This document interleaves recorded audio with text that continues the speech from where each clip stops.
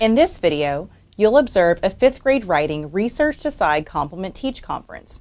Watch as Emily Sturgis, the literacy coach at Wilson Elementary, leans on the structure of the Research Decide Complement Teach conference and coaches a reader in focusing on the heart of her story. So, Jonita, you're working on your personal narrative. Can you tell me what you're working on as you write today? Okay, so today I'm working on the time we went to the zoo, and it's one of the moments in my life that I experienced. Okay. Can you tell me a little bit more? Like, what are you doing as you write? What are you thinking about? As I'm writing, I'm thinking about all the events and things that happened so that I will be able to write it down. Oh, okay, so you're like kind of like going back, Yeah. like retracing your memory. What are some other things? Like I see some notes. Can you tell me more? Okay, so I put the notes over here because I thought I need to add a little more onomatopoeia to start off to make it exciting.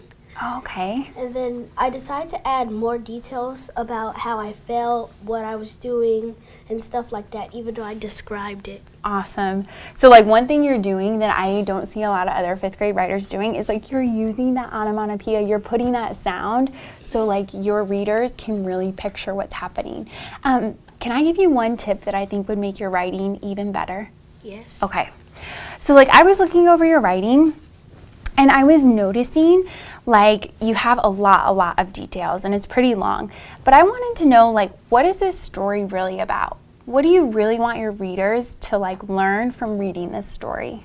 I want my readers to learn that traveling to places can be fun. Oh, okay. So like one thing that writers do is they slow down the heart of their story. They think about like what's most important. And so like the stuff that doesn't really matter, they kind of like quickly go through. So I'm wondering if we could do that like in your first paragraph. It's kind of like just a lot of like, you know, little details that aren't that important. Let's zoom. Show me where is like the heart of your story. Okay, so one of the heart of my stories was when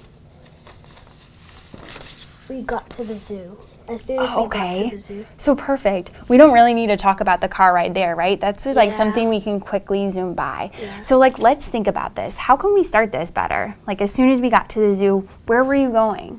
So as soon as we got to the zoo, we were going to meet our friends, and then we were going to the flamingo side, the very first stop. Okay, so like something you can do. Maybe you talk about like how you were feeling or if you were meeting up with people. Instead of like starting with that onomatopoeia, you could start with dialogue. You probably greeted the people you ran into, right? Okay, so how would that sound?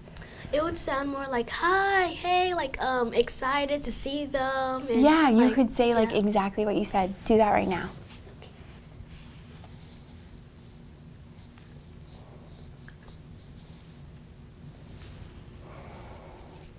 We can even like put it on a sticky note if we need to. That way you know, like you're starting right at the heart of your story.